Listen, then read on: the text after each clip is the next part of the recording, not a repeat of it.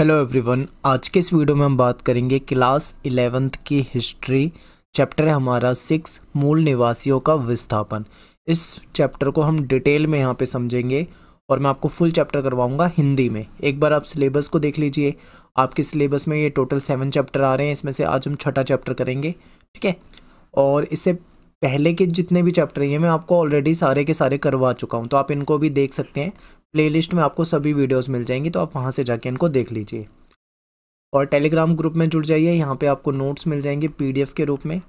तो आप class 11 ESP new group ये सर्च, क्लास 11 ESP आपको ये सर्च करना है टेलीग्राम में जाके। आप इसे सर्च करोगे तो आपको हमारा ग्रुप मिल जाएगा, आप उसको ज्वाइन कर लो। मेरा नाम सतेंद्र प्रताप है, आप मुझे इंस्टाग्राम पे फॉलो कर सकते हो। एकलव्य स्टडी पॉइंट ये मेरा यूज़र नेम है, और यहाँ पे आप मुझे मैसेज कर सकते हैं अगर आपको कुछ पूछना हुआ तो। चलिए स्टार्ट करते हैं वीडियो को। सबसे पहले हम बात करेंगे इंट्रोडक्शन, यानी कि इस चैप्टर के अंदर हमको क्या पढ़ना है। तो देखिए, इस अध्याय में हम अमेरिका और ऑस्ट्रेलिया के जो मूल निवासी थे इनके इतिहास को जानेंगे। देखिए, अमेरिका और ऑस्ट्रेलिया के जो मूल निवासी थे उनको जहाँ पे वो रहते थे वहाँ से किस प्रकार से उस जगह को खाली करके दूसरी जगहों पे जाके शिफ्ट होना पड़ा मजबूर होकर, क्योंकि वहाँ पे जो यूरोपीय लोग थे वो आकर बस गए थे। उन्होंने उनको अपना उपनिवेश बना लिया था और उनकी ही ज़मीनों को हथिया लिया था। कैसे ये पूरा क्रम चला, कैसे कैसे ये हुआ, ये पूरा का पूरा विस्तार से इस चैप्टर में आपको बताया जाएगा, ठीक है।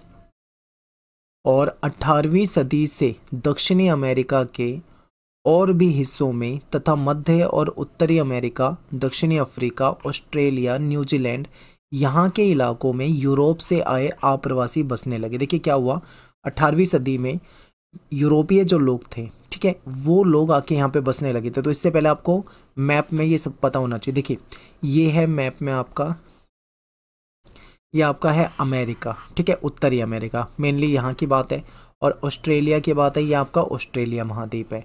और यूरोप कौन सा है, ये जो आपका है ये यूरोप है, ठीक है। इसमें बहुत सारे देश आते हैं, जैसे फ्रांस हो गया, पुर्तगाल हो गया, ठीक है, इंग्लैंड, ब्रिटेन, स्पेन, ये सारे देश जो है, हॉलैंड वगैरह, ये सब यूरोपियन देश है। इन्होंने क्या करा था, यूरोपीय देशों ने, जैसे स्पेन, फ्रांस, पुर्तगाल, ब्रिटेन, हॉलैंड, ठीक है, नीदरलैंड वगैरह, ये सब यूरोपीय देश हैं।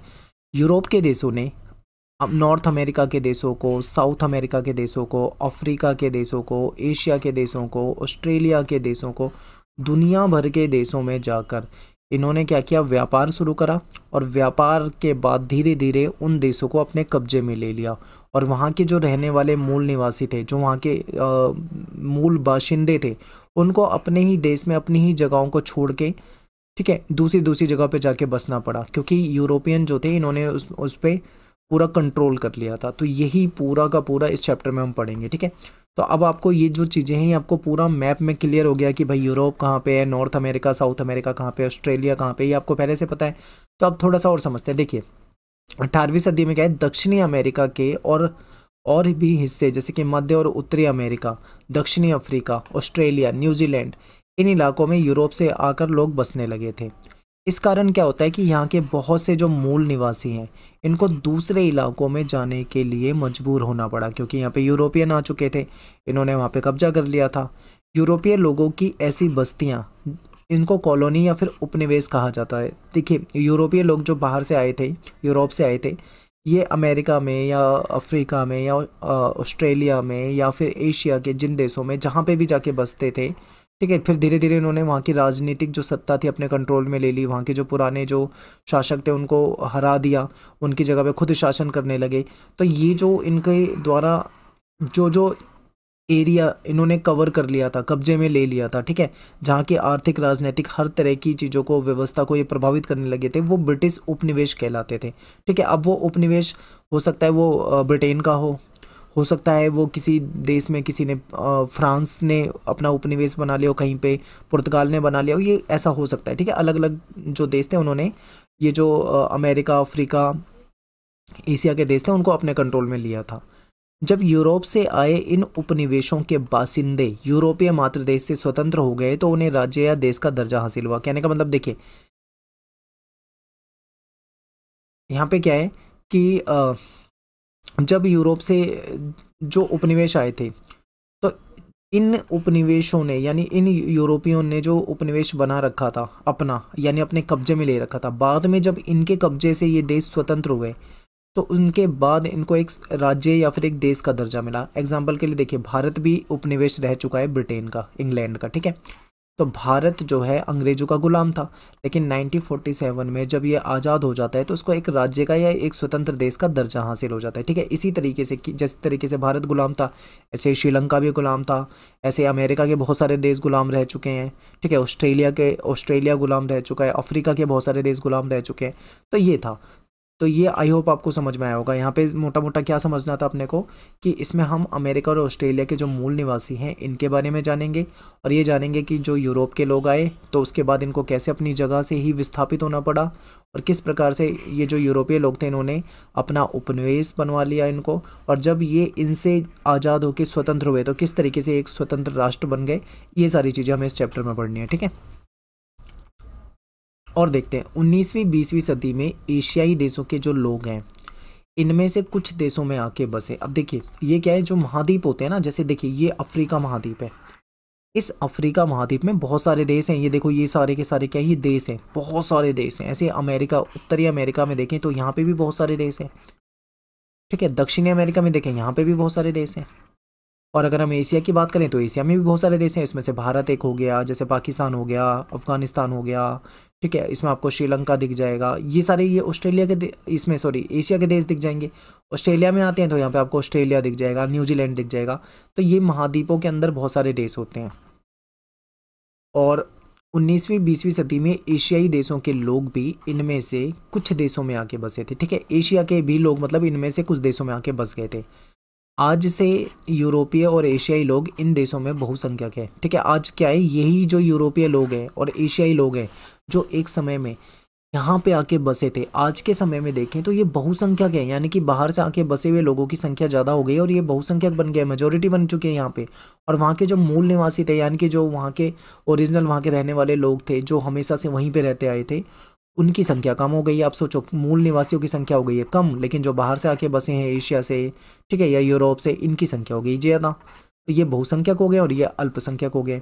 फिर 20वीं सदी के मध्य तक अमेरिका और ऑस्ट्रेलिया को इतिहास की पाठ्यपुस्तक में ये बताया जाता था कि किस तरह यूरोप वासियों ने उत्तरी और दक्षिणी अमेरिका तथा ऑस्ट्रेलिया की खोज की, ठीक है। अगर आप 20वीं सदी के मध्य तक देखेंगे तो हमेशा इतिहास की जो पाठ्यपुस्तक में यही मिलेगा आपको कि किस तरीके से जो यूरोप के लोग थे उन्होंने उत्तरी और दक्षिणी अमेरिका और ऑस्ट्रेलिया की खोज की। पहले क्या होता था कि देखिए, अगर हम पुराने समय में जाने तो उस समय में सभी अपनी अपनी जगह पे रहते थे। जैसे नॉर्थ अमेरिका में जो रहने वाले लोग थे, कबीले वगैरह, वो यहाँ रहते थे, साउथ अमेरिका के यहाँ रहते थे, ठीक है, यूरोप के अपने देशों में रहते थे और एशिया के अपने देशों में रहते थे। लेकिन बीच में समुद्र है, तो जिस तरीके से जैसे यूरोप का कोई व्यक्ति जाता है समुद्र के जरिए, समुद्र को पार करके अगर नई जगह पे चला जाता है तो उसके लिए एक नई खोज हो जाती है। उनको पहले पता ही नहीं था कि समुद्र के उस पार भी कोई महाद्वीप है, उसके अंदर बहुत सारे छोटे छोटे देश हो सकते हैं, ऐसा किसी को पता नहीं होता था। तो इस तरीके से क्या होता था कि ये जब भी नई जगह जाते थे तो वहाँ पे कोई ना कोई देश खोज लेते थे। तो इस तरीके से यूरोप वासी जो थे, जब ये उत्तरी और दक्षिणी अमेरिका में गए, ऑस्ट्रेलिया में गए, तो इन्होंने उनकी खोज की। और यही हमें इतिहास की पाठ्यपुस्तक में लिखा मिलता है। और हमें क्या मिलता है इतिहास की पुस्तक में, ये मिलता है कि यहाँ के जो मूल बाशिंदे थे, ठीक है, इनके बारे में शायद ही कहीं हमको जिक्र मिलेगा पाठ्यपुस्तक में, कहीं भी मतलब मूल बाशिंदों जो मूल निवासी थे उनका जिक्र नहीं मिलता है। हमेशा ये बताया जाता है कि यूरोपीय लोगों के प्रति उनका रवैया शत्रुपूर्ण था, बिल्कुल, ठीक है। यानी यूरोपीय लोग जब आते थे तो उनके प्रति जो इनका रवैया होता था वो एक दुश्मनी वाला रवैया होता था, वो उनसे अच्छे से इनके साथ पेश नहीं आते थे, ऐसा बताया जाता है किताबों में। फिर 1840 के दशक से ही अमेरिका में जो मानव विज्ञानी थे इन्होंने इस चीज़ का अध्ययन शुरू किया। 1960 के दशक से इन मूल निवासियों को अपने इतिहास को लिखने या बयान करने के लिए प्रेरित किया गया, क्योंकि मूल निवासियों का इतिहास आपको बहुत कम मिलता है, ना के बराबर उनके बारे में जानकारी कम मिलती है। यूरोपीय जो गए उसके बारे में आपको फुल डिटेल मिलेगी, लेकिन वहाँ के मूल निवासियों की जानकारी कम मिलती है। इसीलिए 1960 के दशक में जो मूल निवासी थे वहाँ के रहने वाले, उनके बारे में भी लिखना शुरू किया गया, ठीक है। और आज के समय में देखें तो मूल निवासियों के बारे में जानकारी हमें आसानी से मिल सकती है और हम पढ़ सकते हैं। तो यहाँ तक तो था बेसिक इंट्रोडक्शन, जो चैप्टर के बारे में क्या क्या पढ़ेंगे ये सब था। आई होप आपको समझ में आया होगा। जरा भी अगर आपको समझ में नहीं आया तो आप 2 बार वीडियो को देखो, किताब को पढ़ो, अब समझने की कोशिश करो। अब बात करते हैं यूरोपीय साम्राज्यवाद।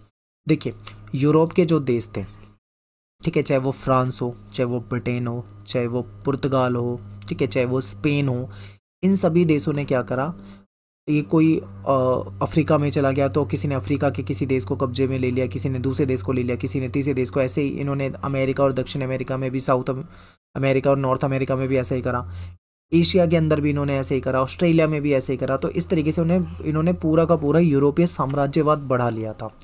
तो देखिए, स्पेन और पुर्तगाल, इन्होंने क्या करा, अमेरिकी साम्राज्य का विस्तार 17वीं सदी के बाद नहीं करा, यानी 17वीं सदी तक ही इन्होंने क्या करा था, अपना जो साम्राज्य का विस्तार था वो किया था, ठीक है।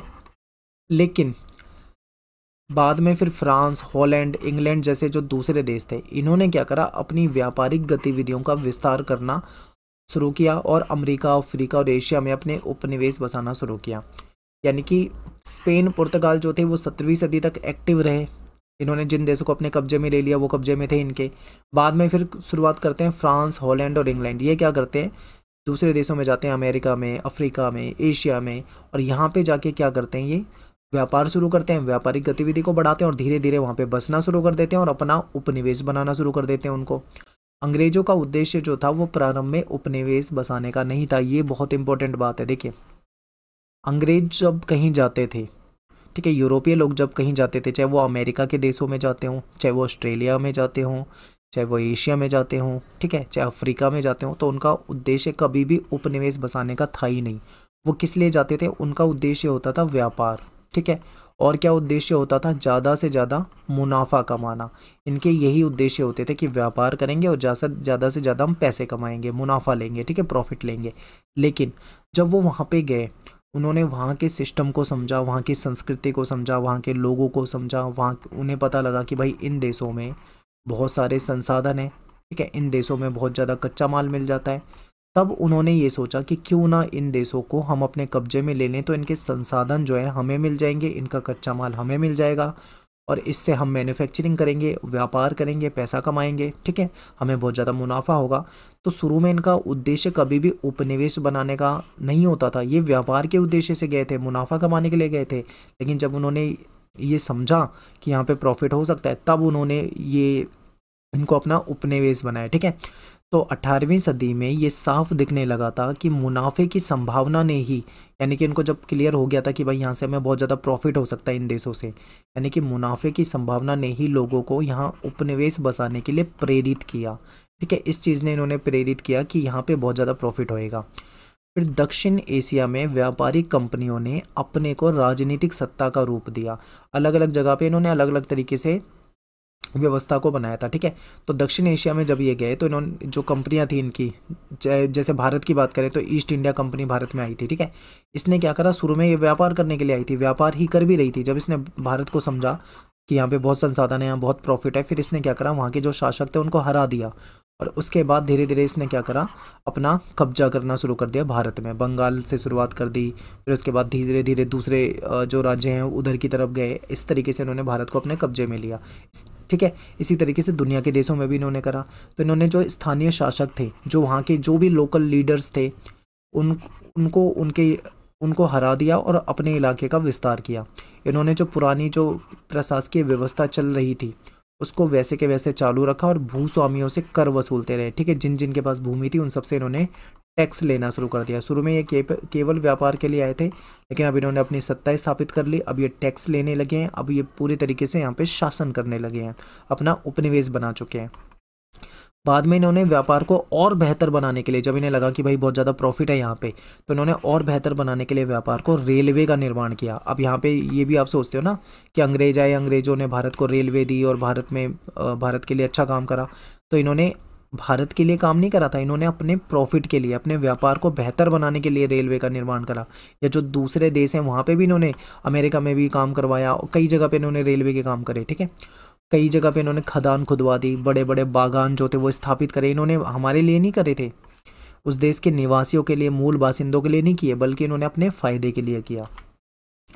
दक्षिण अफ्रीका को छोड़कर अगर हम शेष पूरे अफ्रीका की बात करें, देखिए जैसे मान लो अफ्रीका का ये मैप है, तो इसमें जो साउथ वाला हिस्सा है, दक्षिण अफ्रीका जो है उसको छोड़ दें तो जो बचा हुआ अफ्रीका है, पूरे अफ्रीका में यूरोपीय लोग जो थे वो हमेशा कहाँ पे रहते थे, समुद्र के जो तट हैं वहाँ पे व्यापार करते थे, जहाँ जहाँ पे समुद्र का तट था ये वहीं पे व्यापार करते थे 18वीं सदी तक। लेकिन 19वीं सदी के जो आखिरी दौर था उसमें जाके फिर इन्होंने अंदरूनी इलाके में घुसने की कोशिश की, अंदर के इलाके में आने के लिए साहस किया। इसके बाद कुछ यूरोपीय मुल्क के बीच अपने उपनिवेशों के रूप में अफ्रीका का बंटवारा करने का समझौता हुआ। फिर क्या था, देखिए अफ्रीका जो है बहुत बड़ा महाद्वीप है, इसमें बहुत सारे देश हैं, कोई फ्रांस के कब्जे में है मान लीजिए, कोई पुर्तगाल के कब्जे में है, कोई ब्रिटेन के कब्जे में है, कोई स्पेन के कब्जे में है, कोई किसी दूसरे देश के कब्जे में है, इस तरीके से था। तो इन्होंने क्या करा है, इन्होंने एक समझौता कर लिया, ब्रिटेन के जो देश थे, यूरोपीय जो देश थे, सॉरी यूरोप के जो देश थे, उन्होंने ये समझौता कर लिया कि अब हमको अफ्रीका में जो हमने देश कब्जा रखे हैं वहाँ पे हमें बंटवारा कर लेना चाहिए, ठीक है। तो सेटलर वर्ड है एक, सेटलर वर्ड जो है वो दक्षिण अफ्रीका में डच के लिए यूज़ किया जाता था, आयरलैंड, न्यूजीलैंड और ऑस्ट्रेलिया में ये ब्रिटिश के लिए किया जाता था, अमेरिका में ये यूरोपीय लोगों के लिए किया जाता था, ठीक है। यूरोप के जो भी लोग आए थे उनको सेटलर कहा जाता था। और इन उपनिवेशों की राजभाषा जो थी वो अंग्रेजी होती थी, जो भी ये उपनिवेश होते थे इनकी राजभाषा अंग्रेजी होती थी, क्योंकि अंग्रेजों का शासन था, जितने भी जो सरकारी कामकाज थे इनके वो अंग्रेजी में ही किए जाते थे, इसलिए इनकी राजभाषा अंग्रेजी बनाई गई थी।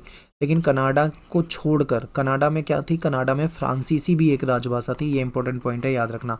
बाकी कनाडा के अलावा सभी जो उपनिवेश थे सभी जगह पे अंग्रेजी ही इनकी मेन भाषा होती थी। भारत में भी अगर हम बात करें तो भारत में भी अंग्रेज जो थे ये अंग्रेजी भाषा से ही अपने सारे काम काज चलाते थे, करते थे। अब बात करेंगे उत्तरी अमेरिका की, नॉर्थ अमेरिका। देखिए सबसे पहले आप मैप में देख लो, ये वाला जो हिस्सा है ये उत्तरी अमेरिका है, ठीक है। और इसको ये देखो, ये जो है ये उत्तरी अमेरिका है। इसको और मैं शॉर्ट में देखूँ तो इस तरीके से उत्तरी अमेरिका का मैप बनता है। तो उत्तरी अमेरिका के बारे में जानते हैं। उत्तरी अमेरिका महाद्वीप जो है इसमें आप देखोगे तो उत्तर ध्रुवीय वृत्त से लेकर कर्क रेखा तक ये फैला हुआ है, ठीक है। ये जो रेखा जा रही है, आप ये देखो, ये मैंने रेखा बना रखी है, ये जो है ये कर्क रेखा है, जो उत्तरी अमेरिका में नीचे की साइड यानी दक्षिण साइड में मैक्सिको के नीचे से ये लाइन गुजर रही है, ठीक है। और प्रशांत महासागर से अटलांटिक महासागर तक ये फैला हुआ है। तो ये देखिए, ये जो है इधर का महासागर आपको दिख रहा है, ये वाला, ये पूरा का पूरा प्रशांत महासागर है। दूसरी साइड आप देखोगे तो ये वाला अटलांटिक महासागर है। तो ये उत्तरी अमेरिका की भौगोलिक स्थिति बताई जा रही है, ठीक है। यहाँ पे क्या है, यहाँ पे पथरीले पहाड़ों की श्रृंखला है, कई सारे पथरीली पहाड़ है, उसकी पूरी एक श्रृंखला है लगातार। पश्चिम में देखें तो अरिजोना और नेवाडा जैसी मरुभूमि, मरुस्थल टाइप की भूमि भी है। थोड़ा और पश्चिम में जाएं तो सिएरा नेवाडा पर्वत भी देखने को मिलेगा। पूरब में देखें तो यहाँ पे मैदानी इलाके हैं, बड़े बड़े फैले हुए मैदानी इलाके, यहाँ पे बहुत सारी झीलें हैं, मिसिसिपी और ओहियो, अपाचलियो, ये सब पर्वत घाटियाँ यहाँ पर है।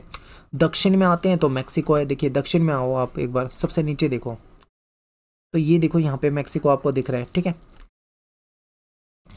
और कनाडा का 40% इलाका जो है वो जंगल से घिरा हुआ है। तो ये मैं आपको कनाडा दिखा देता हूँ। जैसे देखिए उत्तरी अमेरिका में ये कनाडा वाला जो हिस्सा है, तो इसका अगर हम देखें तो 40% यहाँ पे जंगल था, यानी जंगल बहुत ज़्यादा था यहाँ पे। और जिस यहाँ पे क्या है, यहाँ पे कई क्षेत्रों में तेल, गैस, खनिज संसाधन भी हैं। इसके चलते जो संयुक्त राज्य अमेरिका है, यूएसए जो है, यहाँ पे और कनाडा में बहुत सारे उद्योग हैं, क्योंकि यहाँ पे क्या है, यहाँ पे संसाधन है, जहाँ पे संसाधन होंगे वहाँ पे जाहिर सी बात है उद्योग भी होंगे।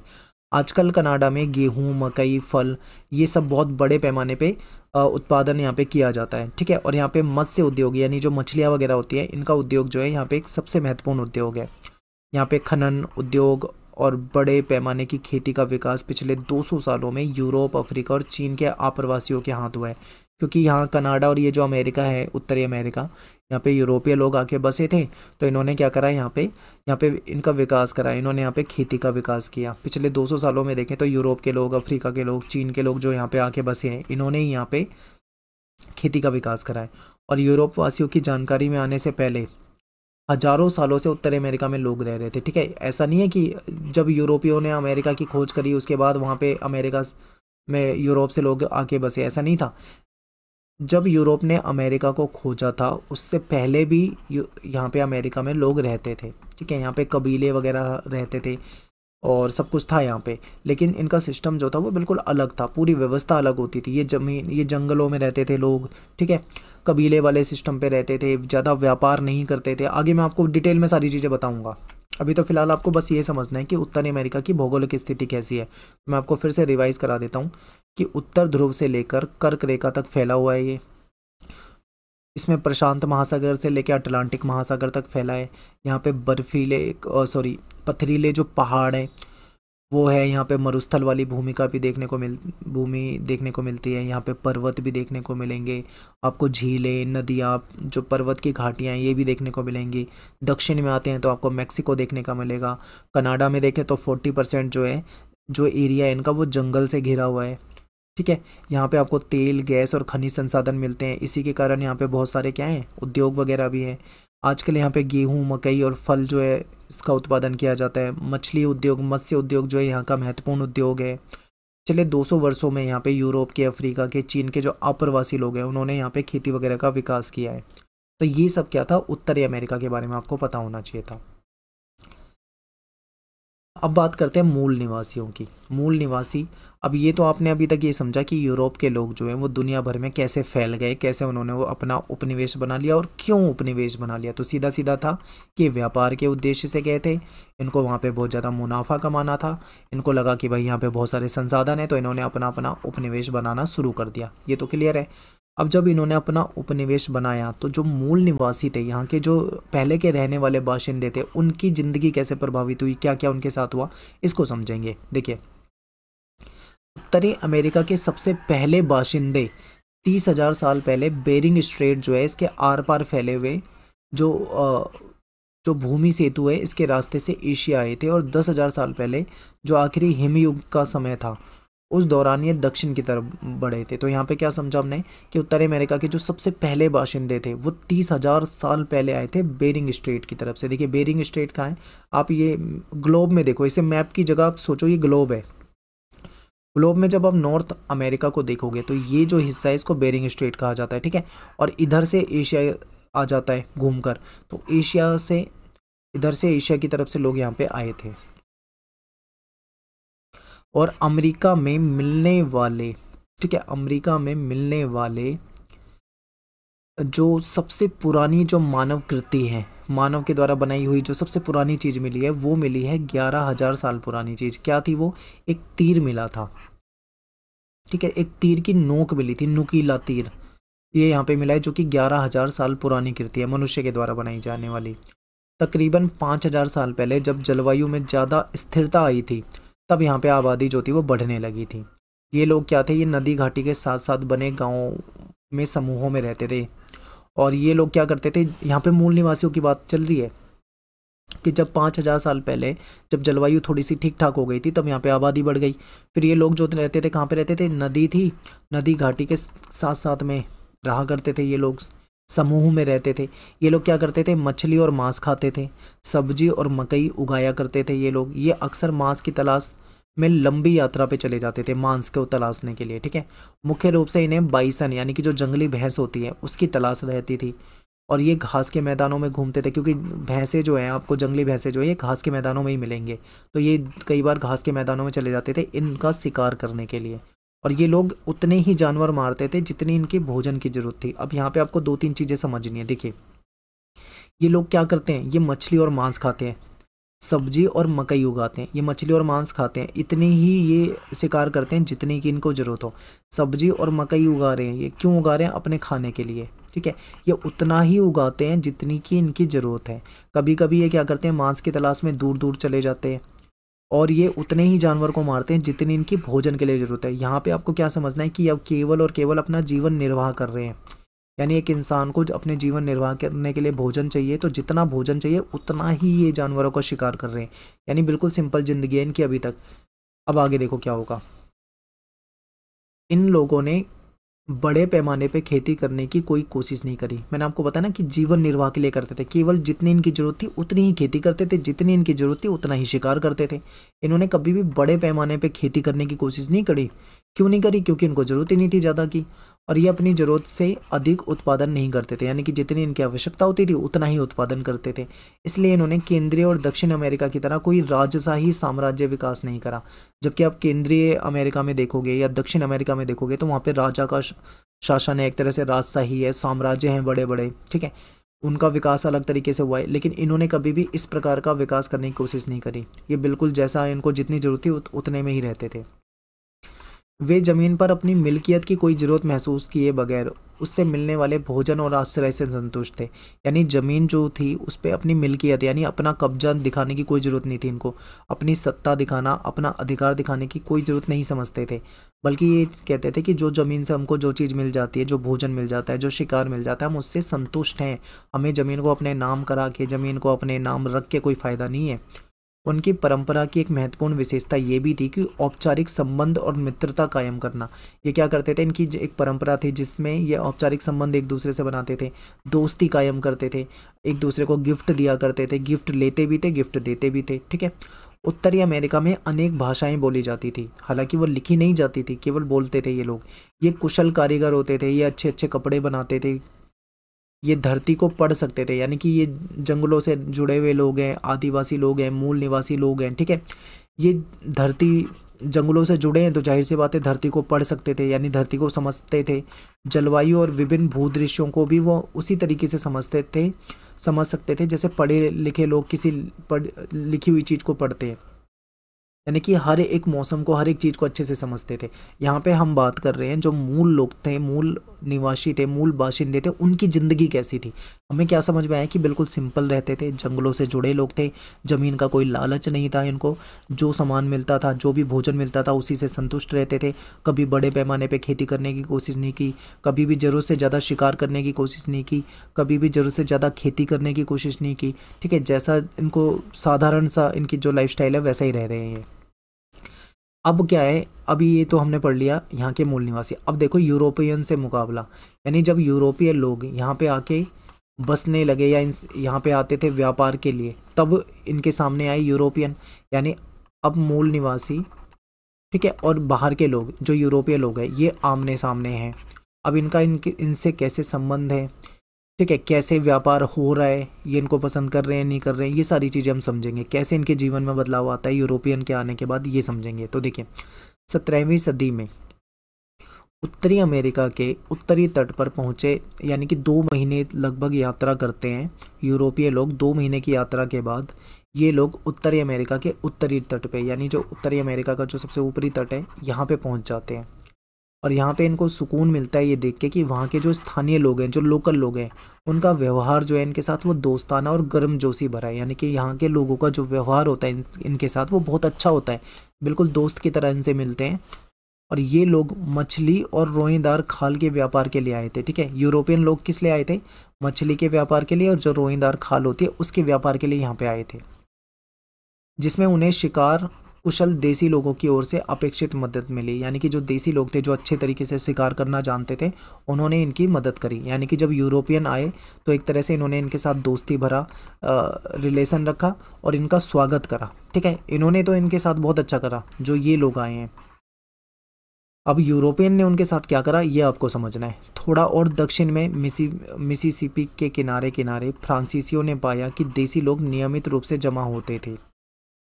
जो मूल बाशिंदे थे, जिनको देसी लोग कहा जाता है, जो अमेरिका में रहने वाले जो कबीले या जो वहाँ के लोग हैं, लोकल लोग जो हैं, उनके बारे में बता रहे हैं कि ये लोग क्या करते थे, आपस में मिला करते थे। इनका मकसद क्या होता था कि ऐसे हस्तशिल्प का आदान प्रदान करते थे ये लोग जो किसी खास कबीले में ही बनते थे। अब क्या है भाई, ये सारे कबीले वाले लोग हैं, एक कबीला हो गया, दूसरा कबीला हो गया, तीसरा कबीला हो गया, चौथा कबीला, इस तरीके से कबीलों में रहते थे। किसी कबीले में कोई चीज़ बनती है, किसी कबीले में कोई दूसरी चीज़ बनती है, किसी में कोई तीसरी चीज़ बनती है, सब खास खास चीज़ें बनाते थे। तो ये आपस में मिलते थे, तो जो हस्तशिल्प इनके द्वारा जो बनाई जाती थी वो एक दूसरे से ये आदान प्रदान किया करते थे, ठीक है। वो अपनी चीज़ें इनको दे देगा, वो अपनी चीज़ें इनको दे देगा, इस तरीके से। और खासकर वो चीज़ें लेते थे, जैसे इस कबीले के पास कोई वस्तु नहीं बनती लेकिन इसके पास बनती है तो ये उसको दे देगा, जो इसके पास बनती है वो उसको दे देगा, इस तरीके से आदान प्रदान करते थे। स्थानीय उत्पादों के बदले में यूरोपीय लोग जो थे वहाँ के बाशिंदों को ठीक है। यूरोपीय लोग क्या करते थे, अब यूरोपीय लोग जो बाहर से आए हुए लोग हैं वो इनको क्या दे रहे हैं ये समझिए। यूरोपीय लोग यहाँ इन लोगों को कंबल दे देते थे, लोहे के बर्तन दे देते थे, बंदूक दे देते थे, ठीक है, और इनको शराब दे देते थे। यानी कि यूरोपीय लोग इनको ये चीज़ें दे रहे हैं। शराब के बारे में ये लोग नहीं जानते थे, लेकिन इनको यूरोपियन ने शराब और शराब के बारे में जानकारी दी और शराब पीना सिखाया और इनको शराब भी बना दिया एक तरह से। आगे देखते हैं कैसे क्या होता है। वहाँ के जो बाशिंदे थे, जो मूल निवासी थे, इनको शराब का परिचय नहीं था, शराब को नहीं जानते थे बिल्कुल भी, ठीक है। लेकिन यूरोपियन लोग इनके लिए शराब लाने लगे और जल्दी ही इनको उस शराब की आदत का शिकार हो गए, क्योंकि जब शराब पीते थे तो भाई इनको मज़ा आ जाता होगा, नशा चढ़ जाता होगा, इनके लिए एक अलग ही अनुभव होगा, क्योंकि इनको नहीं पता था उस बारे में बिल्कुल भी, शराब क्या होती है, उसका क्या असर होता है, ठीक है।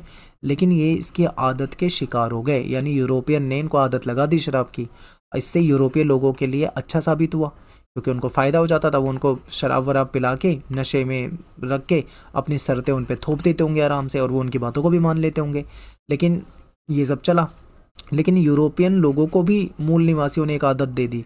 जो मूल निवासी थे ये तंबाकू का सेवन करते थे, ये तंबाकू जानते थे। तो भाई ये कभी बैठे होंगे, मजाक कर रहा हूँ मैं आपके सामने, इस चीज़ को समझिए। मान लीजिए यूरोपियन लोग और ये अमेरिकन लोग आपस में बैठे, इन्होंने बोला भाई हम तो तुम्हारे लिए शराब लेकर आए हैं, चलो शराब पीते हैं। तो इन्होंने इनको बोला हमारे पास भी है, हम तंबाकू देते हैं तुम्हें।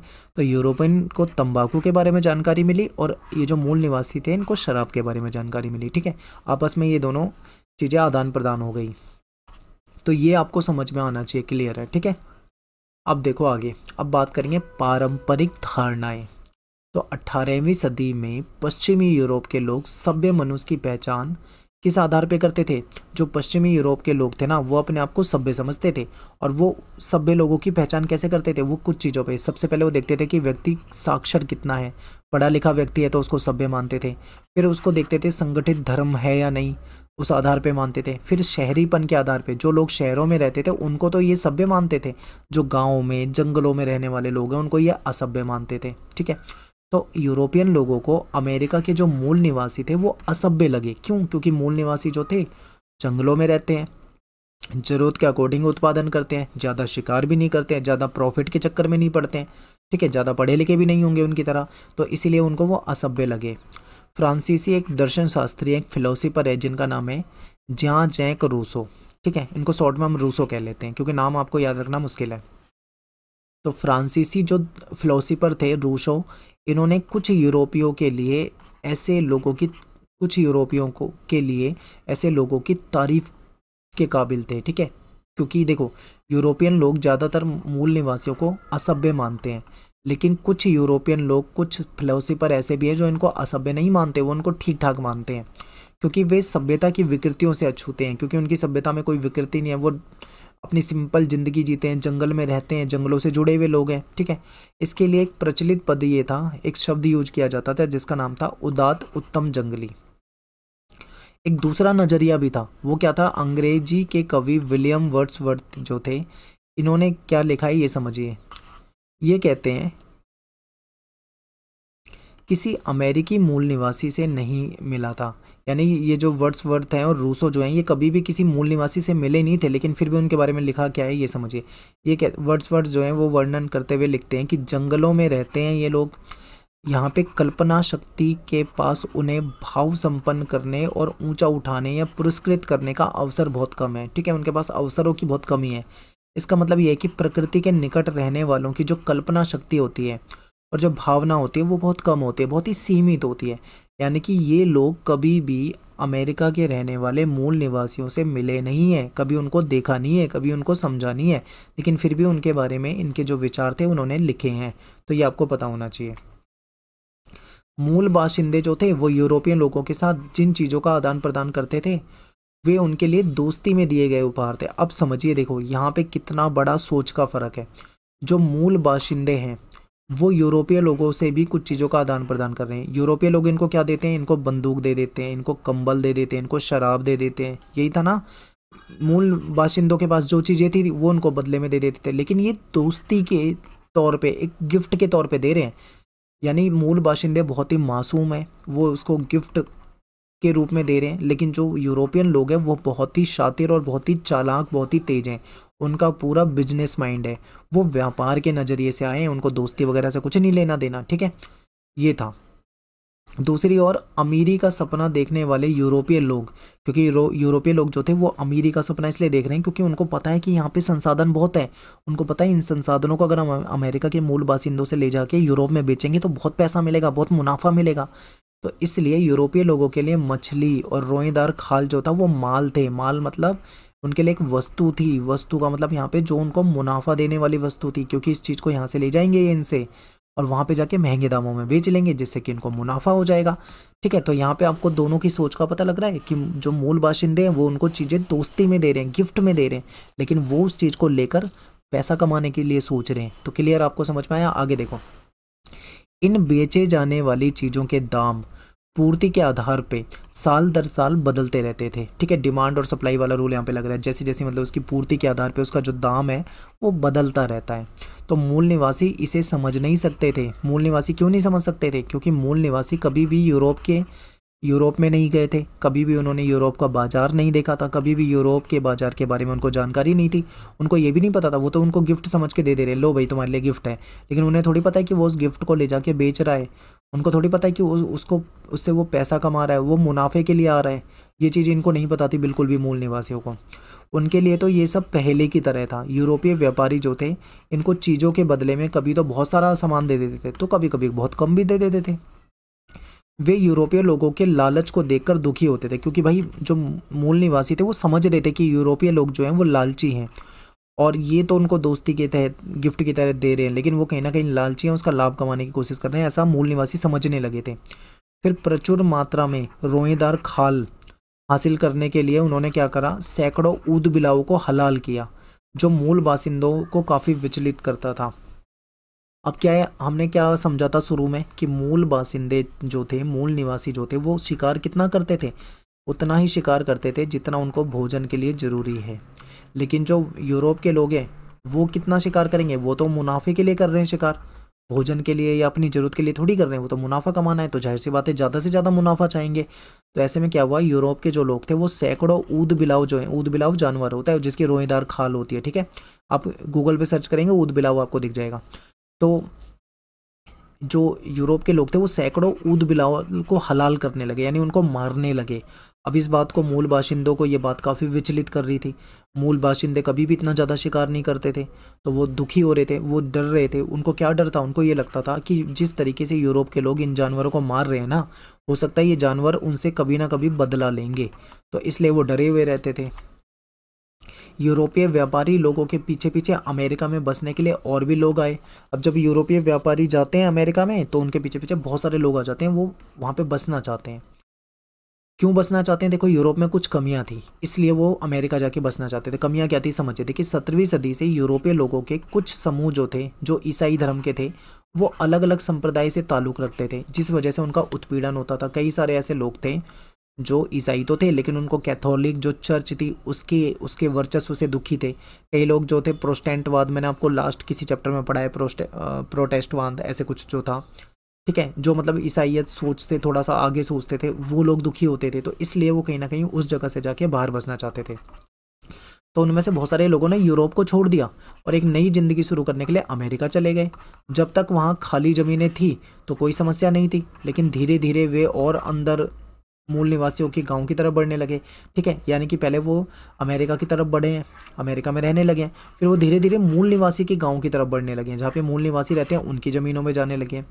ये क्या करते थे, जंगलों की सफाई करके अपने लोहे के औजारों का इस्तेमाल करते थे और खेती के लिए जंगलों को साफ करते थे। अब यहाँ पे एक और कहीं ना कहीं विवाद होगा।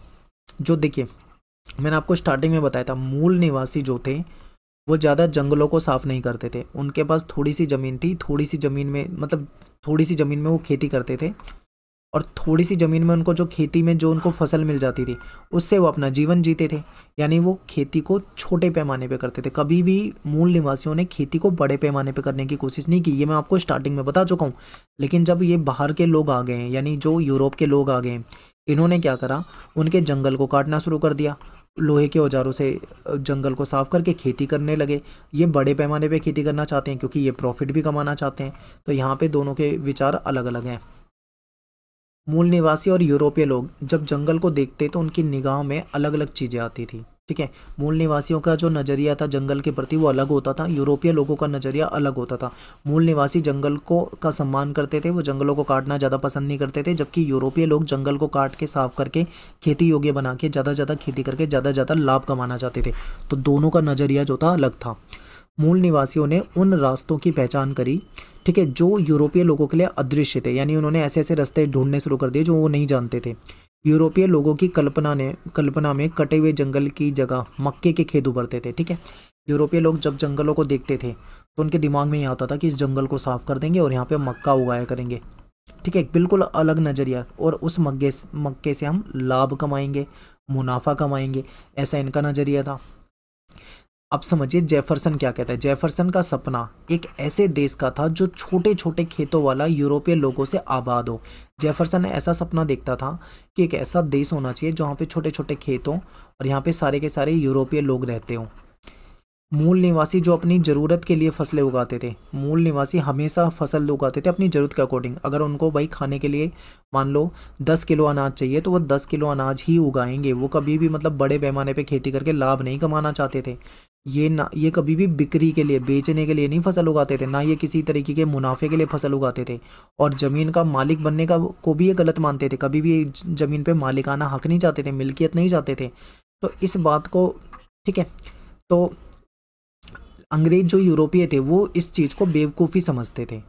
ये चीज़ उन्हें जेफरसन की निगाह में असभ्य बनाती थी। जेफरसन जो है वो क्या मानता था कि ये जो मूल निवासी लोग हैं ये असभ्य हैं, क्योंकि ना तो इनको ज़मीन का कोई लालच है, ठीक है, ज़मीन के मालिक नहीं बनना चाहते ये इनको इसलिए असभ्य समझ रहे हैं। दूसरा क्या है, ये खेती उतनी करते हैं जितनी इनकी ज़रूरत है, यानी ये बड़े लेवल पे खेती नहीं करते, ये जंगलों को साफ नहीं कर रहे हैं। तो इसलिए ये इनको बेवकूफ़ समझता था, असभ्य समझता था, ठीक है। जिन मुल्कों को हम कनाडा और संयुक्त राज्य अमेरिका के नाम से आज जानते हैं, 18वीं सदी के अंत में वजूद में आए थे। ये अपने वर्तमान क्षेत्रफल का एक छोटा हिस्सा ही उस समय इनके कब्जे में था। आज के समय में आप कनाडा का मैप देखना, कभी आप गूगल पे जाके देखो, कनाडा बहुत बड़ा देश है, ठीक है, इतना बड़ा उसका क्षेत्रफल है, लेकिन उस समय में छोटा सा ही हिस्सा इनके कब्जे में था। मौजूदा आकार यानी आज का जो आकार है इसका, इस तक पहुंचने के लिए इन्होंने 100 सालों में अपने नियंत्रण वाले इलाके को धीरे धीरे करके बढ़ाया है। संयुक्त राज्य अमेरिका ने कई विशाल क्षेत्रों को खरीद की, ठीक है। यूएसए ने क्या करा, बहुत बड़े बड़े क्षेत्र जो है उसको खरीदा। उन्होंने दक्षिण में फ्रांस और रूस से ज़मीन खरीदी है दक्षिण की साइड में, और साथ ही युद्ध में भी इन्होंने ज़मीन को जीता है। दक्षिण में अगर हम देखें, दक्षिणी संयुक्त राज्य अमेरिका का अधिकतर जो हिस्सा है वो मैक्सिको से ही जीता गया था। आपको मैप में मैं दोबारा से मैक्सिको दिखा देता हूँ एक बार। जो नॉर्थ अमेरिका का जो सबसे दक्षिणी हिस्सा है ना, देखो यहाँ पे सबसे दक्षिणी हिस्सा मैक्सिको ये है,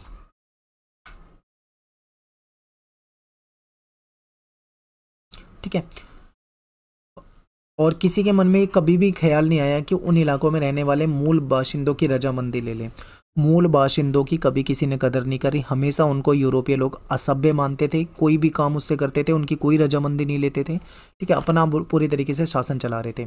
संयुक्त राज्य अमेरिका की जो पश्चिमी सरहद है वो धीरे धीरे खिसकती जाती। मूल निवासी जो थे वो धीरे धीरे बेचारे मजबूर होने लगे पीछे की तरफ जाने के लिए, क्योंकि जैसे जैसे यूरोपीय लोग बस रहे थे तो मूल निवासियों को और पीछे जाना पड़ रहा था। फिर यूरोपीय लोग आ रहे थे तो मूल निवासियों को और पीछे जाना पड़ रहा था, यानी अपने ही देश से, अपनी ही ज़मीन से उनको खिसक कर दूसरी जगह जाना पड़ रहा था मजबूर होकर। 19वीं सदी में अमेरिका के भूदृश्य जो थे उसमें काफ़ी परिवर्तन हो गया था, ठीक है, टाइपिंग की मिस्टेक है, माफ़ी चाहूँगा, यहाँ पे परिवर्तन हुआ। यानी कि 19वीं सदी में अमेरिका का जो भूदृश्य था, जो भूमि थी, वो बहुत ज़्यादा बदल गई थी, परिवर्तन हो गया था, उसमें चेंजेस आ गए थे। ज़मीन के प्रति यूरोपीय लोगों का रवैया जो था वो मूल निवासियों से अलग था। यूरोपीय लोग क्या चाहते थे कि ज़मीन पर उनका मालिकाना हक हो, ज़्यादा से ज़्यादा जो जंगली ज़मीन है उसको साफ करके खेत में बदला जाए। लेकिन जो मूल निवासी थे वो ज़मीन पे मालिकाना हक कभी भी नहीं चाहते थे, वो जंगलों को भी ज़्यादा छेड़ते नहीं थे, ठीक है, वो उतने ही जगह पे खेती करना चाहते थे जितने से उनकी ज़रूरत पूरी हो। ब्रिटेन और फ्रांस से आए कुछ प्रवासी ऐसे थे जो छोटे बेटे होने के कारण पिता की संपत्ति में उत्तराधिकारी नहीं बन सकते थे, इसी वजह से अमेरिका में ज़मीन के मालिक बनना चाहते थे। अब देखिए यूरोप में बहुत सारे वहाँ पे क्या रूल होता था कि जो बड़ा बेटा है वो संपत्ति का अधिकारी होता था, ठीक है, तो जो छोटे बेटे थे उनको यूरोप में तो संपत्ति मिलेगी नहीं, तो ऐसे में उनको संपत्ति चाहिए थे, लालची वो थे, तो ऐसे में उन्होंने सोचा कि अमेरिका चलते हैं। अमेरिका में क्या है, वहाँ पे अपनी ज़मीन ले लेंगे और वहाँ पे मालिक बन जाएंगे। बाद में जर्मनी, स्वीडन, इटली जैसे देशों से भी लोग जो थे वो यहाँ पे आने लगे, जिनकी ज़मीनें बड़े किसानों के हाथ चली गई थी और वे ऐसी ज़मीन चाहते थे जिसको वो अपना कह सके। इनकी ज़मीनें इनके देश में यानी जर्मनी, स्वीडन, इटली में इनकी ज़मीनें इनके हाथ से जा चुकी थी, तो ये दूसरे देश में चले गए ताकि ऐसी ज़मीन हो जिसको वो अपना कह सकें। पोलैंड से आए लोग प्रेरी चरागाहों में काम करना अच्छा लगता था, क्योंकि देखिए प्रेरी क्या है, चरागाह यानी घास का मैदान है। स्टेपीज क्या है, घास के मैदान के नाम है, जैसे प्रेरी हो गया, स्टेपीज हो गया, सवाना हो गया, ये घास के मैदान होते हैं, ठीक है। तो पोलैंड के जो लोग आए थे, ये चरागाहों में काम करना अच्छा लगता था। क्यों? क्योंकि जब ये अपने जहाँ पे के ये थे वहाँ पे स्टेपी घास होती थी, घास के मैदान होते थे, तो जब ये प्रेरी घास के मैदान में काम करते थे तो उनको घर जैसी फीलिंग आती थी, क्योंकि ये भी घास के मैदान थे तो इनको कहीं ना कहीं इनके घर की याद दिलाते थे। और यहाँ बहुत कम कीमत पे इनको बहुत ज़्यादा ज़मीन खरीदने का मौका मिल जाता था, तो इनको ये बहुत फ़ायदा था, क्योंकि अमेरिका में इनको काफ़ी कम पैसों में ज़मीन मिल जाती थी, ठीक है, तो जो कि यूरोप में इनको नहीं मिलती थी, तो ऐसे में इनको बहुत बेनिफिट था यहाँ पे। इन्होंने क्या करा, ज़मीन की सफाई करी, खेती का विकास करा, इन्होंने धान उगाना शुरू कर दिया, कपास उगाना शुरू कर दिया। और ये चीज़ यूरोप में नहीं उगाई जा सकती थी, क्योंकि यूरोप की जो मिट्टी थी वो नहीं थी धान और कपास के लिए अच्छी। तो ये क्या करते थे, धान और कपास उगाते थे और जाके वहाँ पे बहुत ऊंचे दाम में बेच देते थे। बिजनेसमैन आदमी थे ये, ठीक है, इनके दिमाग में हमेशा बिजनेस और पैसा और मुनाफा ही चलता था।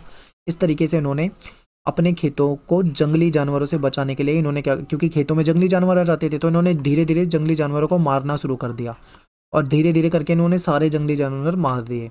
उसके बाद क्या हुआ, 1873 में कटीले तार की खोज हो गई। जो कटीले तार होते हैं जो इस तरीके से कांटे जैसे होते हैं, तो इन्होंने वो वाले कटीले तार की खोज हो गई थी। उसके बाद इन्होंने क्या करा, अपने खेत के चारों ओर बाड़ लगा दी। बाड़ का मतलब आप समझते हैं, ऐसे खंबे लगा के ऐसे ऐसे तार बना देते हैं, ठीक है।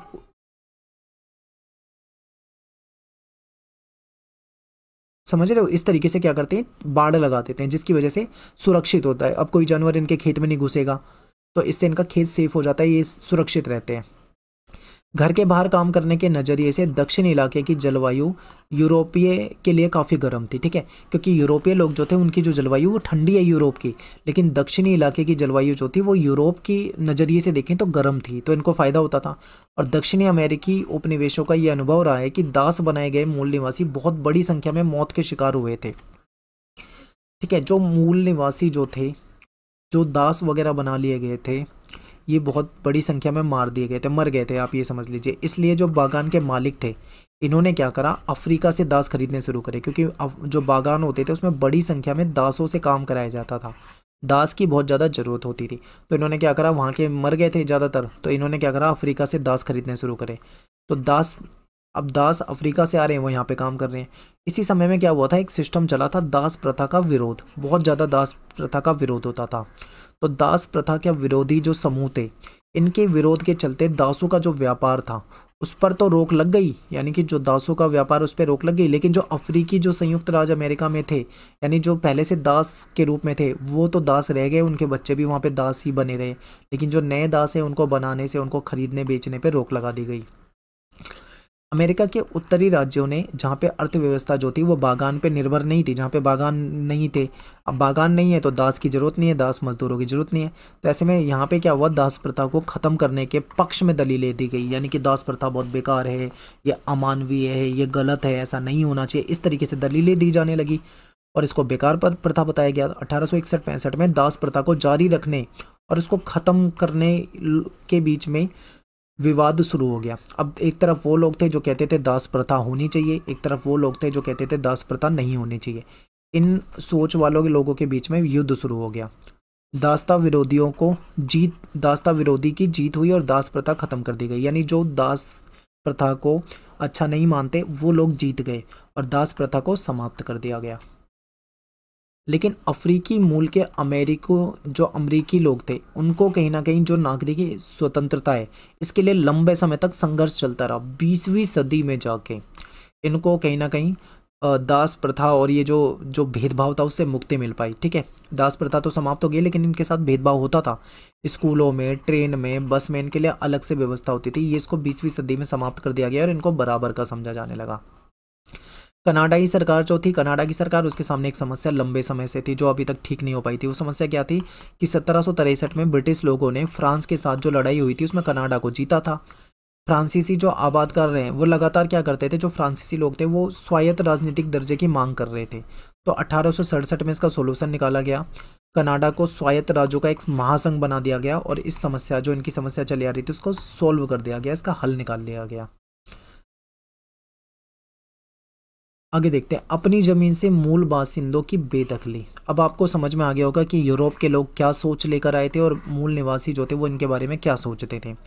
अब बेचारे जो मूल निवासी थे, कैसे वो अपनी ज़मीन से उनको बेदखल करा गया, कैसे उनकी ज़मीनें उनसे छिन गई, कैसे उनको अपनी ज़मीन से खिसकना पड़ा, दूसरी जगह जाना पड़ा, इसको समझते हैं। तो जैसे जैसे संयुक्त राज्य अमेरिका ने अपनी बस्तियों का विस्तार करा, ज़मीन की बिक्री के समझौते पर दस्तखत कराने के बाद जो मूल निवासी थे वो वहाँ से हटने के लिए मजबूर उनको किया गया। ठीक है, धीरे धीरे मूल निवासियों की ज़मीन ले ली गई इनसे और उनको वहाँ से हटाया गया।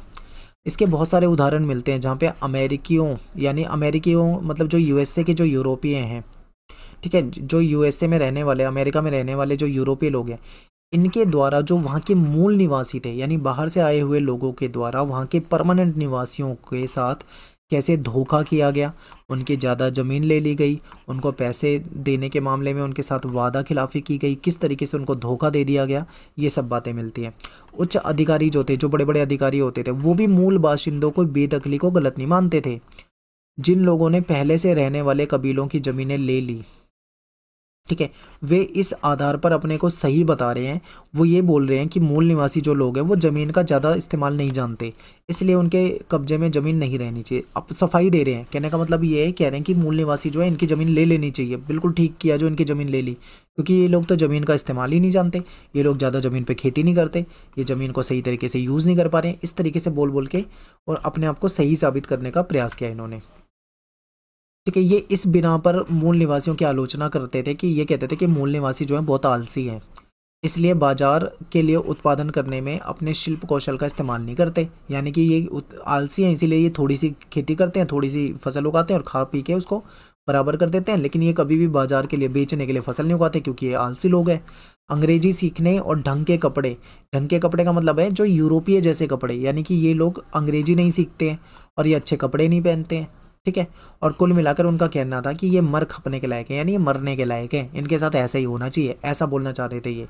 खेती की ज़मीन निकालने के लिए प्रेरी साफ की गई। प्रेरी क्या है, यहाँ पे घास का मैदान है। अब खेती के लिए ज़मीन चाहिए थी तो इन्होंने क्या करा, प्रेरी यानी घास के मैदान को साफ करना शुरू कर दिया। अब घास के मैदान में जंगली भैंसें होती थी, अब ऐसे में जंगली भैंसों को भी इन्होंने मारना शुरू कर दिया। एक फ्रांसीसी क्या लिखता है ये समझिए, फ्रांसीसी लिखता है कि आदिम जानवरों के साथ साथ आदिम मनुष्य भी लुप्त हो जाएगा। इसका ये बहुत गहरा मतलब है।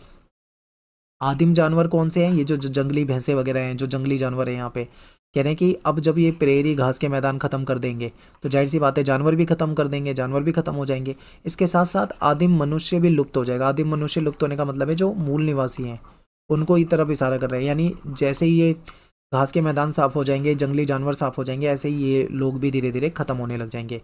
इस बीच मूल निवासी जो हैं वो पश्चिम की ओर धकेल दिए गए, उन्हें स्थायी तौर पर अपनी ज़मीन दे दी गई कि भाई ये तुम्हारी ज़मीन, अब तुम वहाँ जाओ।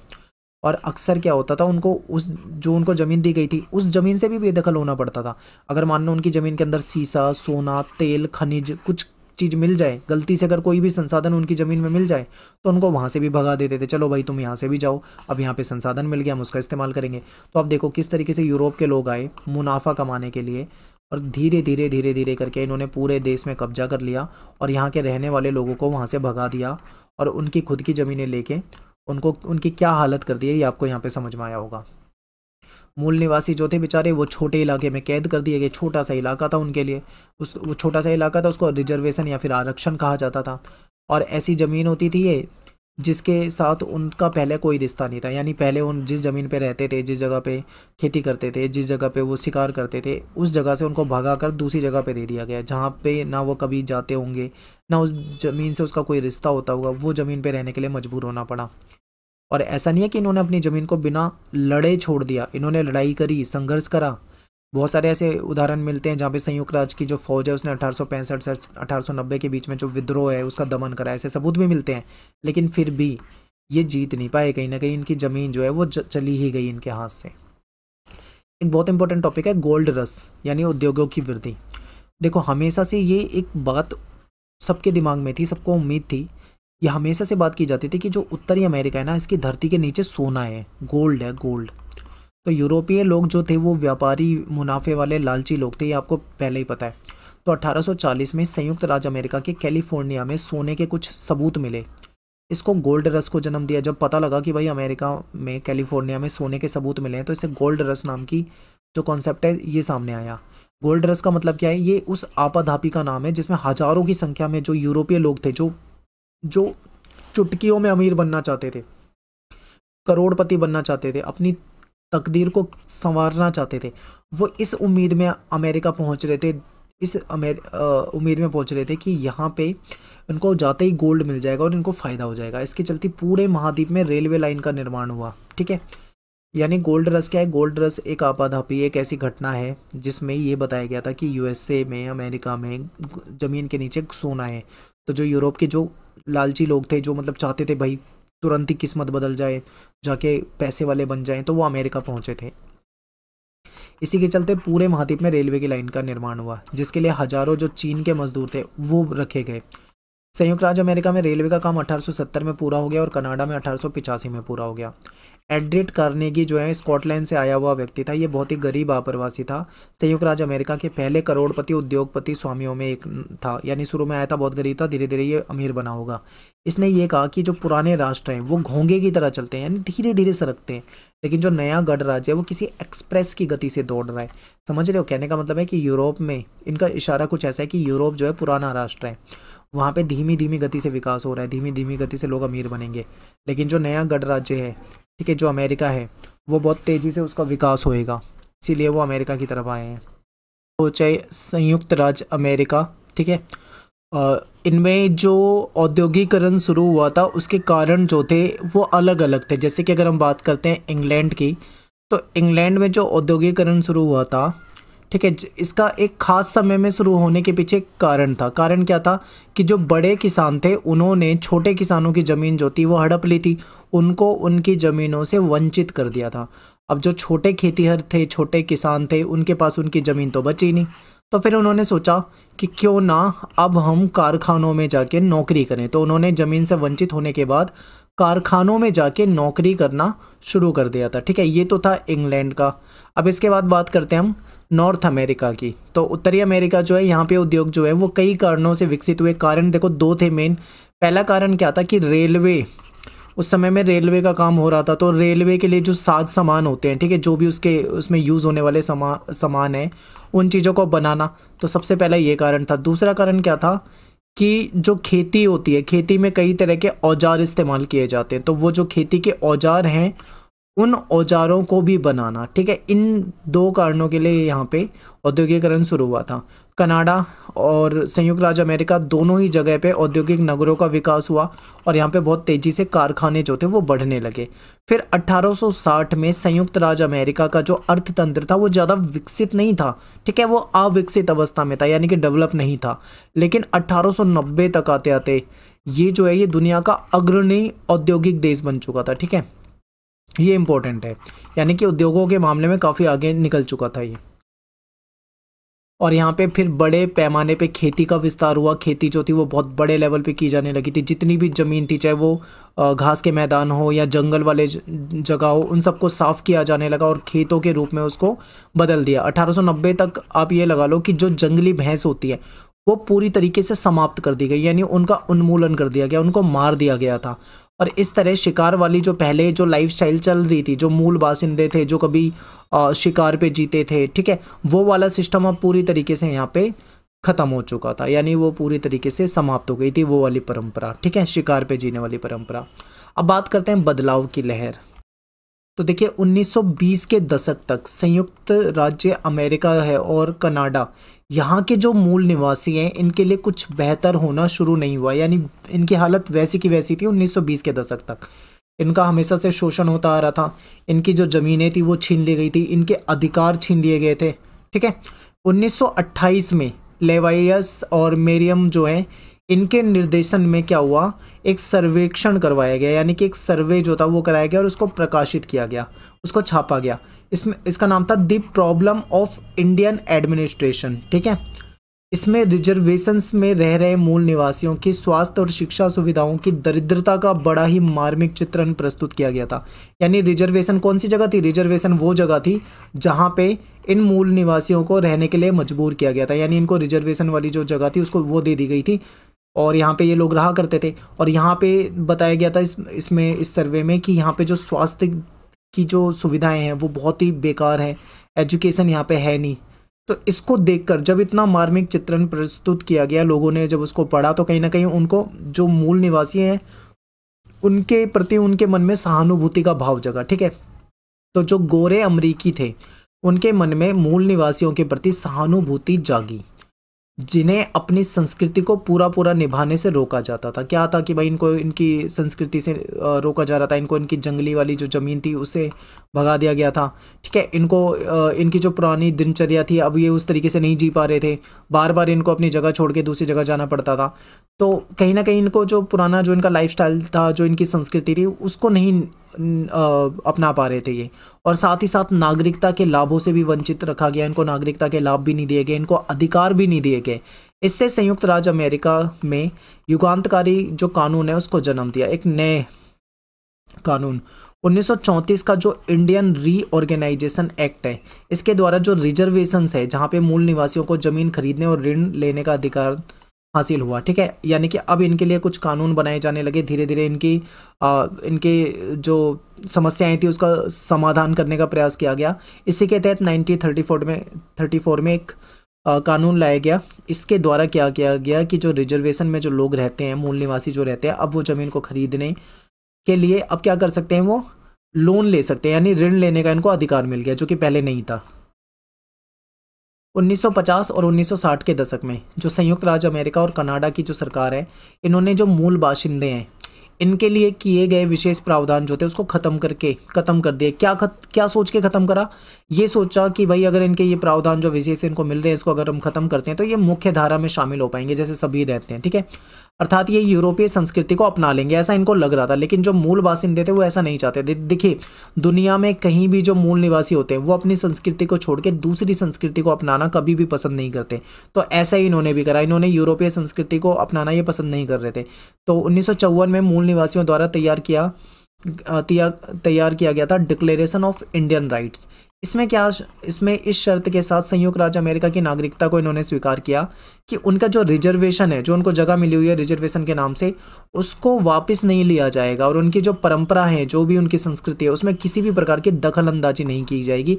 अगर ऐसा होगा तो इस शर्त पे हम जो यहाँ की नागरिकता है उसको हम एक्सेप्ट कर लेंगे। ठीक है, कुछ ऐसी ही चीज़ें कनाडा में भी हुई। 1969 में सरकार ने घोषणा की कि वे आदिवासी अधिकारों को मान्यता नहीं देगी।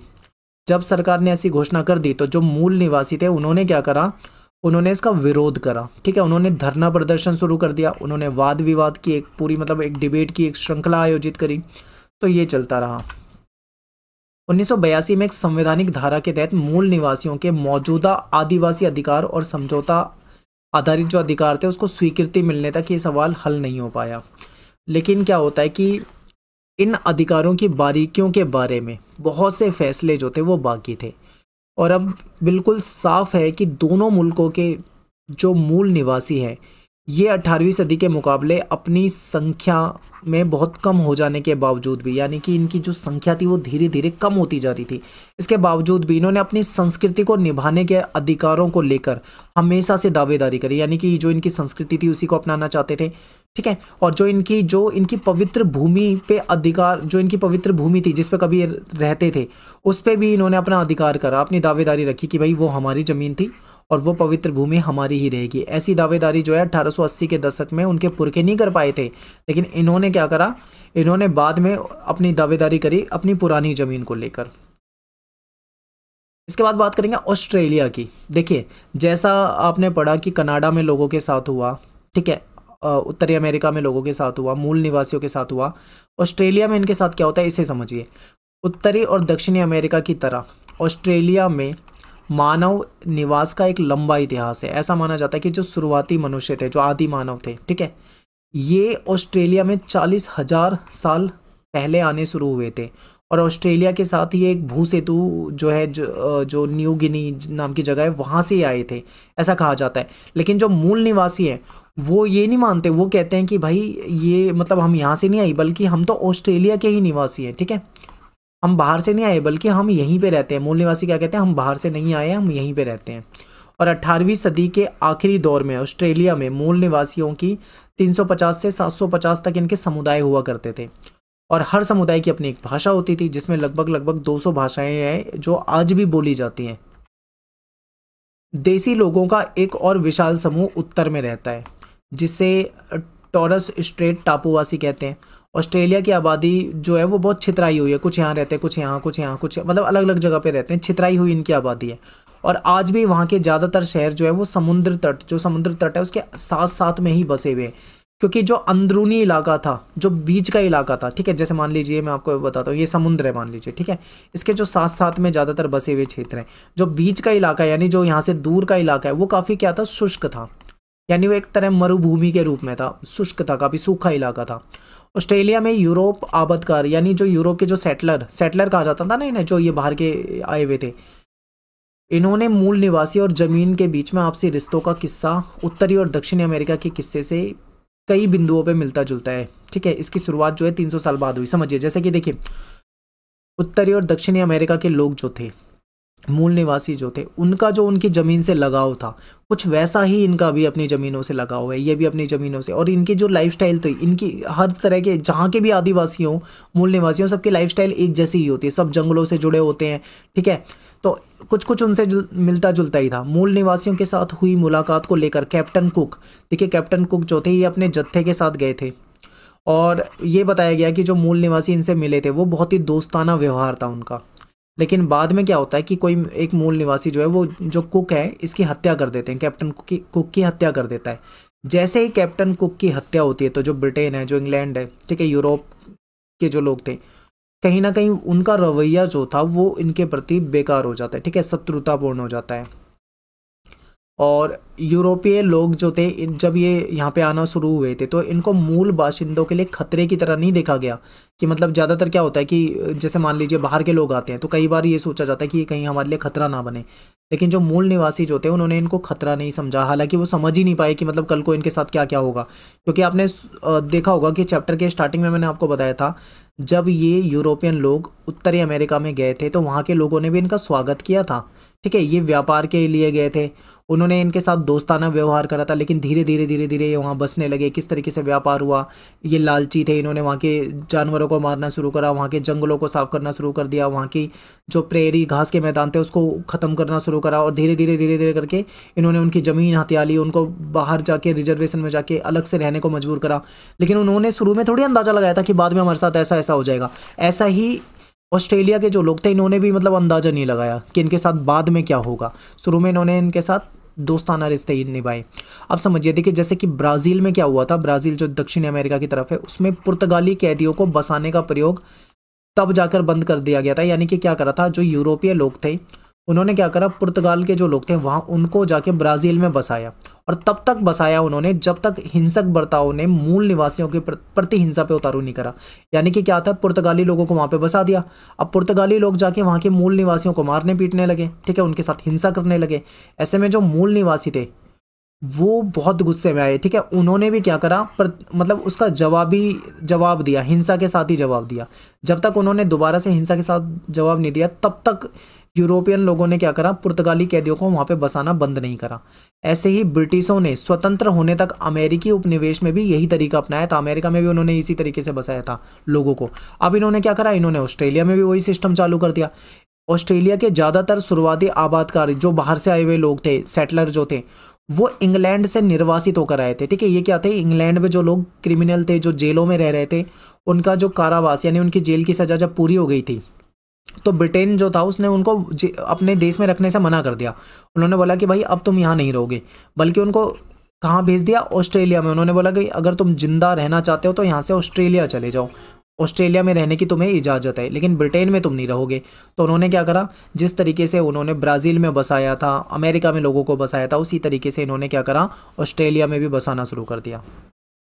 अब ये यहाँ पे ऑस्ट्रेलिया में आए, लेकिन उनका जो यूरोप का क्षेत्र था वो बहुत अलग था, ऑस्ट्रेलिया का क्षेत्र जो था, जलवायु जो थी वो बिल्कुल अलग थी। तो अपने क्षेत्र से भिन्न इलाका होने के कारण इनको जो जीवन यापन था उसमें थोड़ी दिक्कत आ रही थी। तो इन्होंने क्या करा, इन्होंने खेती के लिए जो ज़मीन वमीन मिली थी इनको, उसमें मूल निवासियों को बाहर निकालने में इनको कोई झिझक नहीं थी, इन्होंने उनको निकालना शुरू करा। और यूरोपीय बस्तियों के तहत, जो यूरोपियन जो बस्ती थी, जो जिसे उपनिवेश कहा जाता है, ठीक है, उसके तहत ऑस्ट्रेलिया का जो आर्थिक विकास है वो अमेरिका से भिन्न, ठीक है, जितना भिन्नपूर्ण मतलब बहुत ज़्यादा भिन्नपूर्ण नहीं था, यानी बिल्कुल अलग नहीं था। फिर क्या हुआ, भेड़ों के विशाल फार्म तैयार किए गए, खाने यहाँ पे बनाई गई। फिर बाद में जो दारू, जो शराब होती है उसको बनाने के लिए अंगूर का बाड़ा बनाया गया। फिर गेहूं की खेती के लिए इन्होंने एक लंबे समय में बहुत मेहनत से इन्होंने खेत वगैरह तैयार किए, ठीक है। इस तरीके से इन्होंने ऑस्ट्रेलिया में संपन्नता की बुनियाद तैयार की, क्योंकि देखिए मूल निवासी रहते थे, उनका मूल निवासियों का रहने का अपना अलग तरीका था। वो ज़्यादा विकास वगैरह इन सब चीज़ों के पीछे नहीं भागते थे, वो जंगलों में रहते थे, जंगली तरीके से रहते थे, जंगलों से मिलने वाली चीज़ों को खाते थे, शिकार करते थे, ठीक है। ये क्या करा करते थे, हमेशा जितनी ज़रूरत थी उतना ही शिकार कर लेते थे। यही हम पढ़ते आ रहे हैं। ये ज़्यादा ज़मीनों वमीनों में विश्वास नहीं करते थे अपने नाम कराने में, बिजनेस मतलब बिजनेस वाला दिमाग नहीं था इनका। लेकिन जो बाहर से आए हुए यूरोपियन थे वो बिल्कुल बिजनेस माइंडेड थे, उनके दिमाग में बिजनेस और मुनाफा और पैसा चलता था। तो इसीलिए इन्होंने क्या करा, यहाँ पे भेड़ों का बड़े बड़े फार्म शुरू कर दिए, खाने बनानी शुरू कर दी, शराब बनाने के लिए अंगूर का जो बाड़ा होता है वो तैयार करा, गेहूं की खेती के लिए बहुत मेहनत से इन्होंने खेत तैयार किए। और इस तरीके से ऑस्ट्रेलिया को इन्होंने संपन्न बनाने का काम किया। संपन्न तो बना, चलो ऑस्ट्रेलिया में डेवलपमेंट होना शुरू हुआ, लेकिन जो मूल निवासी थे उनकी जो हालात थे वो बुरे कर दिए थे इन्होंने। और जब राज्यों को मिलाया गया, ठीक है, 1911 में ऑस्ट्रेलिया की एक राजधानी बनाने की योजना चल रही थी। तो इन्होंने उसका ब्लू व्हीट गोल्ड नाम का सुझाव दिया गया था कि उसकी राजधानी का नाम ये रखा जाए, ठीक है। लेकिन अंत में क्या होता है, उसका नाम जो है वो ये नहीं रखते, बल्कि उसका नाम रख देते हैं कैनबरा, ठीक है, इंपॉर्टेंट है। आगे देखते हैं, बदलाव की लहर, लास्ट टॉपिक है। 1970 के दशक से उत्तरी अमेरिका की तरह यहाँ भी मूल निवासियों को एक नए रूप में समझने की चाहत जगी। क्योंकि देखिए जब ये मूल निवासी, हर कोई मतलब मूल निवासी के बारे में जानना चाहता है कि उनका लाइफस्टाइल वगैरह ये सब, तो लोग जानना चाहते थे यहाँ के ऑस्ट्रेलिया के मूल निवासियों के बारे में भी। तो उन्हें विशिष्ट संस्कृति वाले समुदाय के रूप में देखा जाना है, ठीक है। और प्रकृति और जलवायु को समझने की विशिष्ट पद्धतियों के रूप में समझना, यानी कि जो मूल निवासी थे वो विशिष्ट संस्कृति वाले समुदाय थे। ये लोग प्रकृति के बीच में रहते थे, प्रकृति को समझते थे, जलवायु को समझते थे, और ऐसे समुदाय के रूप में इनको समझना था जिनके पास अपनी खुद की, इनके पास कथाएं होती थी, इनके पास स्किल थी, कपड़ा साजी करते थे, ये चित्रकारी करते थे, हस्तशिल्प के काम करते थे, इनके पास स्किल, यानी कि आप ये लगा लो कौशल का भंडार था, यानी बहुत ही स्किल होती थी इनके अंदर। और ये जो स्किल थी इसको सराहने योग्य स्किल थी, आदर करने योग्य स्किल थी, और लिखने के योग्य थी, ठीक है, इसको लिखा जा सके। हेनरी रोनाल्ड्स जो हैं ये अपनी प्रतिभा, इनकी जो प्रभावशाली पुस्तक है जिसका नाम था वाई वरंट, ठीक है, वी टोल्ड वर नॉट, ऐसे कुछ आएगा, ये हमें बताया क्यों नहीं गया। तो इन्होंने इनकी जो पुस्तक थी उसमें लिखा, इस किताब में ऑस्ट्रेलियाई इतिहास लेखन के उस ढर्रे की भर्त्सना की गई, यानी जो ऑस्ट्रेलिया का इतिहास लिखने का जो तरीका था, जो कैप्टन कुक था उसके तरीके की इन्होंने आलोचना करी, ठीक है, गलत तरीका बताया उसको। और उसके बाद मूल निवासी की जो संस्कृति थी उसका अध्ययन किया गया, और उसके लिए इन्होंने विश्वविद्यालय विभाग की स्थापना भी कर दी। आर्ट गैलरीज जो होती है उसमें जो देसी कला की जो चित्रकारी वगैरह, दीर्घाएं वगैरह जो थी उसको शामिल किया गया।